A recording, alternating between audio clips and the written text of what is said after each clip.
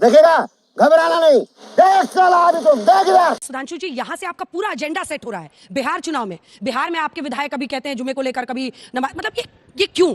अगर प्रशासन को वहां पर सख्ती करनी है तो भाई करिए, संवेदनशील जगह है, लेकिन आपको इसको बिहार के भी चुनाव में धीमी आंच पर चढ़ाना है, इसीलिए क्या इस तरह की बयानबाजियां हो रही है? देखिए, पहली बात तो हम ये कहना चाहेंगे कि होली एक सौहार्द और रंग का त्योहार है जो सभी जगह मनाया जाता था। ठीक है, मैं याद दिलाना चाहता हूं कि हजरत निजामुद्दीन औलिया की दरगाह पर बसंत का पर्व मनाया जाता है। वहां के लोग वो केसरिया बसंत वाली पगड़ी भी बांधते हैं। अजमेर शरीफ की दरगाह में मनाया जाता है। लखनऊ के पास देवा शरीफ की दरगाह में तो विधिवत होली खेली जाती है, विधिवत होली खेली जाती है, कोई समस्या कहीं पर नहीं रहती थी। क्या बात कर रहे हैं बाबा? परंतु समस्या यह है कि जब आप उसको राजनीतिक कलर देने का प्रयास करते हैं तो बात आती है। अरे जमाने तक वो दौर रहा है कि होली के दौरान यदि कोई मुस्लिम समाज का व्यक्ति गुजर जाए तो लोग होली खेलना रोक देते थे कि एक छींटा अगर उस पर पड़ गया तो दंगा ना हो जाए। कब हो गया ये? कब हुआ कब? और मैं दर्शकों को याद दिलाना चाहता हूं, अभी कुछ साल पहले की बात है, एक विज्ञापन था जो विवादित होने के कारण हटाया गया कि एक छोटी लड़की एक मुस्लिम लड़के को अपने साइकिल पर बैठा के ले जा रही है, होली का दिन है, सब लोग रंग खेल रहे हैं और सब अपना रंग रोक देते हैं कि उस पर एक छींट ना पड़ने पाए। मेरे भाई, अगर कोई इतना संयम रख रहा है तो सिर्फ इतने संयम की बात है, इसको लेकर क्यों टकराव करना? और संयम भी कितना? नमाज रोज 5 बार पढ़ी जाती है, यानी साल में 1825 बार। साले का खोपड़ी तोड़ साले का। आप कहाँ थे ज्ञानी बाबा? 365 दिन में 1825 बार, और होली 5 घंटे के लिए 8 साढ़े 8 बजे शुरू होती है, 1:30 बजे खत्म हो जाती है। उसमें भी जो इशू है वो केवल 1.5-2 घंटे का है, तो 1.5-2 घंटे बनाम 1825। जनता को आप मूर्ख समझना बंद कर दीजिए। और उसके बाद यह समझाया जाता है कि साहब अगर आपने कहने का प्रयास किया तो टकराव हो जाएगा। तो इसलिए मेरा कहना है कि इसको सामंजस्य के अनुसार चलना चाहिए और किसी प्रकार का, और एक टेक्निकल बात कहूं, नमाज का स्थान के साथ महत्व नहीं है। होली चौराहे पर ही जलती है और सड़क पे खेली जाती है। हिंदू धर्म में बहुत कम ऐसे त्योहार हैं जो पब्लिकली होते हैं, ये एकमात्र त्योहार ऐसा है जो पब्लिकली होता है। नमाज तो आप रेलवे स्टेशन में भी पढ़ते हैं, बस अड्डे में भी पढ़ते हैं, हवाई अड्डे में आप जाइए लिखा रहता है। अब आपने चलती ट्रेन के अंदर नमाज देखी होगी, पार्क के अंदर नमाज देखी होगी। यदि ये कहा गया कि मस्जिद में या घर के अंदर नमाज पढ़ लीजिए 1825 में से एक बार, वो भी केवल एक बार के लिए, तो समस्या है। मगर दूसरे से कहा जा रहा साहब आप रुक जाइए, तो समस्या नहीं है। पर एक लाइन अंत में कहना चाहूंगा साहब, हमारे साथियों को शायद नहीं याद होगा, यहां पर एक बड़े मुस्लिम फकीर हुए जिन्होंने क्या बोला है, आज होली खेलूंगी मैं कर बिस्मिल्लाह। उन्होंने कहा अलस्तु बि रबिकुम प्रीतम बोले, यह अरबी का वर्ड है, अलस्तु बि रबिकुम प्रीतम बोले, सब सखियों ने घूंघट खोले, नाम नबी की रतन चढ़ी और बूंद पड़ी अल्लाह अल्लाह, आज होली खेलूंगी मैं कर बिस्मिल्लाह। भाटी जी, आप माइक उठाइए क्योंकि यूपी की चर्चा है, आप चुनौती दे रहे हैं, अखिलेश यादव आए हैं। सवाल यह है कि इधर से जो बयानबाजियां हो रही है वो एक तरफ, आपके नेता भी, क्या आपको पता है कि पीस कमेटी में ये सुझाव जो मुस्लिम प्रतिनिधि थे वहां उनकी तरफ से दिया गया कि आप मस्जिदों पर तिरपाल बिछा दीजिए क्योंकि रंग लग जाना, अगर गलती से रंग लग जाता है वहां से गुजरेगा ये होली मिलन समारोह, तो ऐसे में अगर रंग लग गया तो कोई इसको इशू ना बना दे। ये पीस कमेटी में मुस्लिम प्रतिनिधियों की तरफ से ही कहा गया, फिर भी समाजवादी पार्टी के नेता भ्रम फैला रहे, वो कह रहे हैं ये अराजकता है, ये जानबूझकर ढका जा रहा है। अभी मजा आएगा ना भिड़ो। मझधार में नैया डोले तो माझी पार लगाए, और माझी जब नाव डुबोए उसे कौन लगाए, कौन बचाए?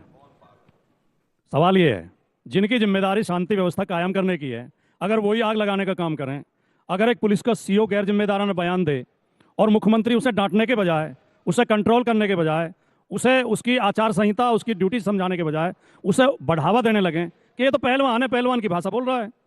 हमारे यहाँ ऐसा ही होता है। अभी हमारे मुख्यमंत्री की आप बाइट सुनवा रही थी, 80-20 की बात कर रहे थे। मुख्यमंत्री 100 की बात क्यों नहीं करते? इन्हें 80 क्यों चाहिए? 100 की 100 क्यों नहीं चाहिए? भाई ऐसा काम करो, आपके बड़े नेता तो कहते हैं सबका साथ, सबका विकास, सबका विश्वास, आप केवल 80 का विश्वास हासिल करना चाहते हैं और ये गलतफहमी हमारे मुख्यमंत्री निकालते हैं। 2027 उत्तर प्रदेश में 80 बनाम 20 नहीं होगा, 85 बनाम 15 होगा। मगर क्यों? 85 जाग चुका है। 85 के साथ जो रोज बेईमानी हो रही है सरकारी नौकरियों में, रोज भर्तियों में एनएफएस लगा लगाकर पिछड़ों को, दलितों को रोका जा रहा है सरकारी नौकरी से। शिक्षक भर्ती में खुली बेईमानी हुई है। अब जो चुनाव होगा वो 85 बनाम 15 होगा। आप क्रोनोलॉजी समझ लीजिए। जहां तक ये होली का सवाल है, अभी सुधांशु जी कह रहे थे लेकिन थोड़ा कंफ्यूज हो गए, फिर पलट गए, वरना शुरुआत बहुत अच्छी करी थी। मुसलमान कवियों ने भी होली के समर्थन में गीत लिखे हैं, फारसी में भी लिखा है, और उनमें जो ये क्या बोलते हैं, मजारों पर भी होली होती रही है। ये सच्चाई है। इस देश के नागरिक होली, दिवाली, ईद, मुहर्रम में साथ मिलते रहे हैं, एक दूसरे के दुख सुख में साथ मिलते रहे हैं। और मुसलमान कवियों ने, नजीर अकबराबादी की कविता आप सबने सुनी होगी, नजीर अकबराबादी ने बहुत शानदार कविताएं होली पर लिखी हैं। जब फागुन रंग झमकते हों तब देख बहारें होली की, और दबके शोर खड़कते हों तब देख बहारें होली की, परियों के रंग दमकते हों तब देख बहारें होली की, खूब शीशा जाम छलकते हों तब देख बहारें होली की। शाबाश बेटा। मुसलमान होली खेलते रहे हैं, ऐसी कभी हालात खराब नहीं हुए। ये पिछले एक सप्ताह से हालात खराब किए गए हैं, बयान दे के तनाव बढ़ाया गया है। और वाजपेयी जी, आपको तो मुस्लिम वोटर भी चाहिए, ऐसे में अगर ये तनाव पैदा जी, आखिरी बात बोल जल्दी से ये कहना, ये गिनवाना कि जुम्मा तो 52 बार होता है, होली तो 1 बार होती है, इतनी बार नमाज होती है, कल को आप कहोगे तुम तो खाली 20 करोड़ हो, हम तो 120 करोड़ हैं, जैसे हम चाहेंगे वैसे ही होगा। ऐसी धौंस पट्टी की भाषा नहीं बोलनी चाहिए। ये बड़ी अच्छी बात कही आप। मोहब्बत से देश चलेगा, मोहब्बत से ये देश मजबूत। और अगर धौंस पट्टी चल रही है तो फिर आप लोग कहाँ खड़े हैं? आपको तो चाहिए मुस्लिम वोट भी, चिराग पासवान जी को चाहिए, हमें तो हिंदू वोट भी चाहिए। इनकी बात कर रहे हैं। अच्छा देखिए, अयोध्या में तो भगवान राम का मंदिर बन गया और उसका वहां पर सब कुछ हो गया। अब बीजेपी के लिए नई हिंदुत्व की प्रयोगशाला संभल बनी है, और यही संभल एजेंडा सेट कर रहा है बिहार में भी। आपके पास इसकी क्या काट है एक पॉलिटिकल पार्टी के तौर पर? देखिए, मुझे लगता है सबसे पहले तो मैं आपके वक्तव्य का समर्थन नहीं करता। राम मंदिर का लगभग अभी भी 60% काम बाकी है। हाँ, पॉलिटिकल इवेंट पूरा हो चुका है, मालूम है, जिसमें ये नतीजा निकला कि अयोध्या की जो सीट थी फैजाबाद, वो भी हार गई बीजेपी, वो नतीजा निकला। अब बात आती है कि काट किसकी क्या है। हमारे पास इन चीजों की काट ढूंढने का समय होना चाहिए, या विपक्ष के पास ये होना चाहिए कि लोगों को रोजगार कैसे मिले, महंगाई कैसे दूर हो। लेकिन आज दिक्कत यह है, होली की शुभकामनाओं के साथ मैं पूरे देश को एक बात कहना चाहता हूं कि सब समस्याओं का एक ही समाधान है, एक ही इलाज है, हिंदू मुसलमान, हिंदू मुसलमान, हिंदू मुसलमान, और यही है मोदी सरकार। आज हालत यह, कोरोना होता है तो हिंदू मुसलमान, तबलीगी जमात, फलाना ढिकड़ा, केवल 3 साल तक वो हिंदू मुसलमान के रूप में ज्यादा देखा गया। आज अगर शेयर मार्केट में 1 लाख करोड़ रुपए गिर जाता है तो औरंगजेब की आत्मा चलती है महाराष्ट्र से, और वो नोएडा में तमाम स्टूडियो में घूमती 10 दिन तक शेयर मार्केट में जो 1 लाख करोड़ रुपए लोगों का डूबा उसको भुलवा देती। अरे बाप रे, ये तो धोती खोल रहा है। आज हालत यह है कि कुंभ में 1000 से ज्यादा लोग मर जाते हैं। मैं अपनी बात को रिपीट करने के लिए भी बाध्य हूं, लेकिन वो 30 लोग जो मरे हैं, जो सरकारी आंकड़ा आया है, उसकी लिस्ट जो है वो हिंदुस्तान के लोगों को नहीं पता चलती।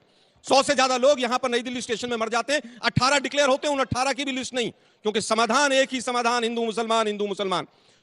बात तो सही है। चुनाव आता है तो 80-20 होगा, शमशान कब्रिस्तान होगा, ज्यादा बच्चे वाले, कम बच्चे वाले, मुजरा, मंगलसूत्र, भैंस खोल ले जाएंगे। ये देश के प्रधानमंत्री की भाषा है। फिर कहते हैं साहब वो तो उन्होंने ऐसा बोल दिया था। अरे देश के प्रधानमंत्री जब हेड स्पीच देते हैं, देश के प्रधानमंत्री जब देश को बांटने का काम करते हैं चुनाव में, तो आप छोटे लोगों को कैसे रोकेंगे? एक सीओ लेवल का अधिकारी अगर एक गलत शब्द बोलता है, गलत अपने जिम्मेदारी से भागता है, और मुख्यमंत्री उसकी पीठ थपथपाएंगे, तो बाकी अधिकारी भी होड़ में लग जाएंगे कि हम भी करेंगे। तुम्हें शर्म है? कुछ शर्म आया है? आज हालत यह है कि शिवरात्रि होगी तो शिवरात्रि क्यों होती है, इसका क्या फायदा है, वो चर्चा नहीं होगी। चर्चा होगी हिंदू मुसलमान, कावड़ जो लेकर आते हैं, चर्चा होगी हिंदू मुसलमान। रामनवमी होगी तो 10 राज्यों में किसी भी रूप में, ज्यादातर बीजेपी शासित राज्यों में कहीं पथराव होगा, कहीं दंगे होंगे। रामनवमी क्यों मनाई जा रही है, इस पर चर्चा नहीं होगा। प्रभु राम की जो भव्य झांकियां हैं उनके ऊपर चर्चा नहीं होगी। केवल चर्चा किस चीज पर होगी? हिंदू मुसलमान पर। दुर्गा पूजा हो, दिवाली हो, अब ये होली का नया एक्सपेरिमेंट आया क्योंकि बिहार में चुनाव है। क्या बात कर रहे हैं? हालत यह है कि अमेरिका से हमारे युवा हथकड़ियां और बेड़ियां लगाकर आते हैं, और यहां 10-10 दिन तक हम चर्चा किस बात पर करते हैं कि औरंगजेब कैसा था, कैसा नहीं था। मैं कहता हूं बिल्कुल खराब था वो। मैं तमाम चीजों से उससे इत्तेफाक नहीं रखता हूं। और एक व्यक्ति अगर कह देता है कि मुझे अच्छा लगता है, तो क्या उससे सारी समस्याएं दूर हो जाएंगी? नहीं। उसको विधानसभा से बाहर कर दिया, लेकिन 10 दिन तक वो टॉपिक चलता रहा। आज दुर्भाग्य यह है कि सारी समस्याओं को एक साइड में रख दीजिए। कारण क्या है कि एक फेल सरकार है, एक कमजोर प्रधानमंत्री है जो अमेरिका में जाकर घुटने टेकता है। दूसरे प्रधानमंत्री कोई होता तो वहां पर जवाब देकर आता। यूक्रेन के प्रधानमंत्री राष्ट्रपति ने वहीं पर जवाब दिया, लेकिन हमारे प्रधानमंत्री चुपचाप टैक्स लगवाकर अपने घर आ गए। अगर हम करें तो करें क्या, बोले तो बोले क्या? वाह मोदी जी, वाह वाह वाह। सोशल मीडिया पर चलाया जाता है, वो सीट पीछे कर दी थी उन्होंने। केवल वही सीट पे ध्यान रखिएगा, और जो हमारे ऊपर टैरिफ लग रहा है उसके ऊपर ध्यान मत दीजिएगा। एक छोटे-छोटे देशों ने कहा कि हमारे नागरिकों को बेड़ियां और हथकड़ियां लगाकर बाकियों को भी बोले दीजिए, उसके बाद से आगे चलेंगे। चुपचाप अपने घर पर आ गए वापस। हर समस्या का एक ही समाधान, और वो है हिंदू मुसलमान। आएगा मजा खेल का, बहुत मजा आएगा। इतना जरूर याद रखिएगा कि आप आपको जो भी लगता हो, आपको लगता हो कि जानबूझकर कोई एजेंडा चल रहा है, जानबूझकर कुछ भी चल रहा है, लेकिन अखिलेश यादव आए और आते ही उन्होंने जवाब दिया। अगर आपके पास आपकी पार्टी की तरफ से कोई काट नहीं है, इसकी वजह से आप पूरे विषय को ही अगर नगण्य कर देंगे तो ये अच्छी मतलब बुद्धिमत्ता मैं नहीं मानती उसको, क्योंकि ऐसी स्थिति कांग्रेस की यूपी में हो गई है कि 10 की 10 सीट समाजवादी पार्टी लड़ी और आपकी पार्टी को लड़ने के लायक भी नहीं समझी। आपने अपने वक्तव्य से सब कुछ प्रूव कर दिया कि आप क्या करती हैं। आपको तू समझा? हाँ नहीं तू समझा नहीं। ये बताना पड़ेगा आपने कि आपके स्पष्टीकरण पास देकर सब कुछ इसकी क्लैरिफाई कर दिया। काट क्या है। आपको बताना पड़ेगा कि पार्टी के तौर पर इसकी काट क्या है। मृत्युंजय तिवारी जी, अब बड़ा इशू ये है, प्यारी समझ गई।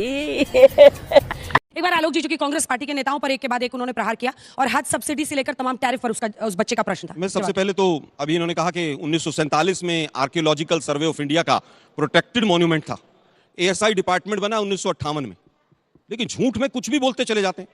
मैंने तुरंत निकाला कि एएसआई डिपार्टमेंट बना कब है भाई?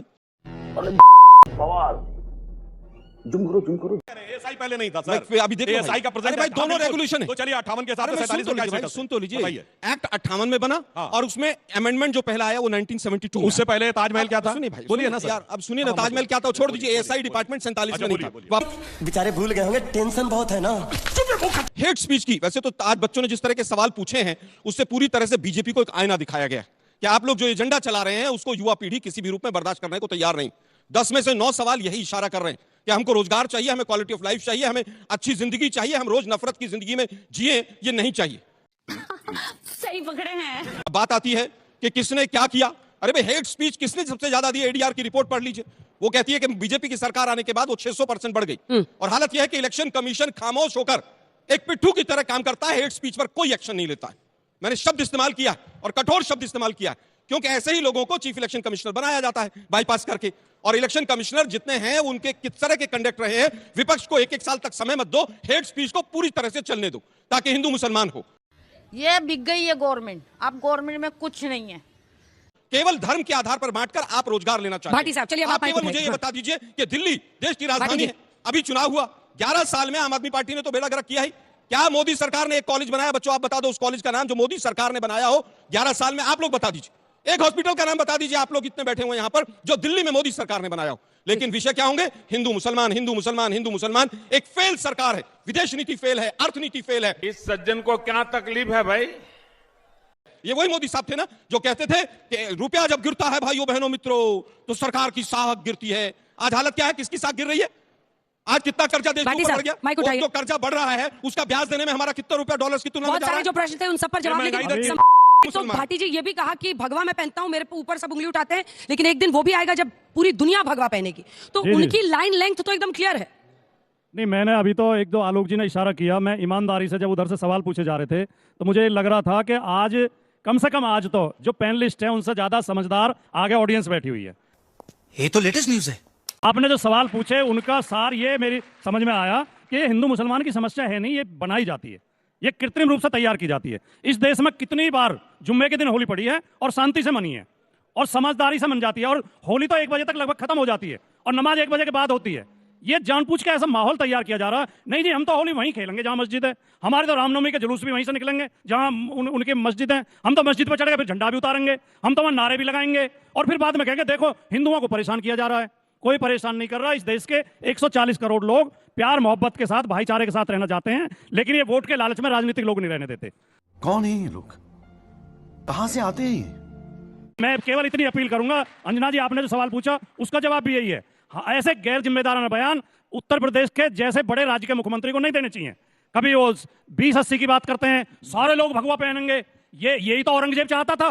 फिर औरंगजेब में और योगी आदित्यनाथ में क्या फर्क है? औरंगजेब भी तो यही चाहता था कि वो अपने धर्म में ले आए सबको, बधाई हो, यही चाहता था। नहीं किया, अब वो आदमी समझाइए नहीं, मैं वो अच्छा था। सुधांशु जी आप गलत फहमी ना करें पैदा। मैंने हमेशा कहा है, हर शो में कहा, हर डिबेट में कहा है, अंजना जी की डिबेट में भी था कि औरंगजेब ने अत्याचार किए, उसका हम समर्थन नहीं करते, लेकिन जो औरंगजेब कर रहा था अगर योगी आदित्यनाथ भी वही कर रहे हैं तो आप भी उसका विरोध करें। तो करना, परेशान हो गए हम लोग 2.5 साल से।